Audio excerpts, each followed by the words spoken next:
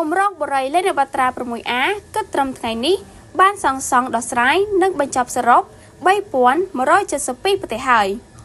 ជាការទទួលខុសត្រូវចំពោះអតិថិជនបរិយាលេខបត្រាគម្រោង 6A គិតត្រឹមថ្ងៃទី 17 ខែមីនា ឆ្នាំ 2025 នេះបានបញ្ចប់ការសាងសង់ 100% មានចំនួន 3,172 ប្រទេសហើយបើផ្អែកតាមរបាយការណ៍បង្ហាញឲ្យដឹងពីអ្នកឧញ្ញាលេខនវត្រាអគ្គនាយកក្រុមហ៊ុន Galaxy Navatra Group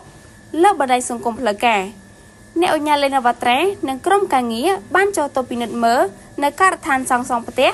បរិយាលេខនវត្រាគម្រោង 6A ដោយផ្ទាល់ឆ្លៀសក្នុងឱកាសនោះអ្នកឧញ្ញាបានបង្ហាញនៅវឌ្ឍនភាពការសាងសង់បរិយាលេខនវត្រាដោយក្រុមការងារសាងសង់នៅតែបន្តយ៉ាងសកម្មដើម្បីពន្លឿនបញ្ចប់ការសាងសង់ជូនអតិថិជនទន្ទឹមគ្នានោះផ្ទះដែលបានសាងសង់រួចក៏បានប្រកល់ជូនអតិថិជនរួចរាល់ជាបន្តបន្ទាប់ជារៀងរាល់ថ្ងៃផងដែរ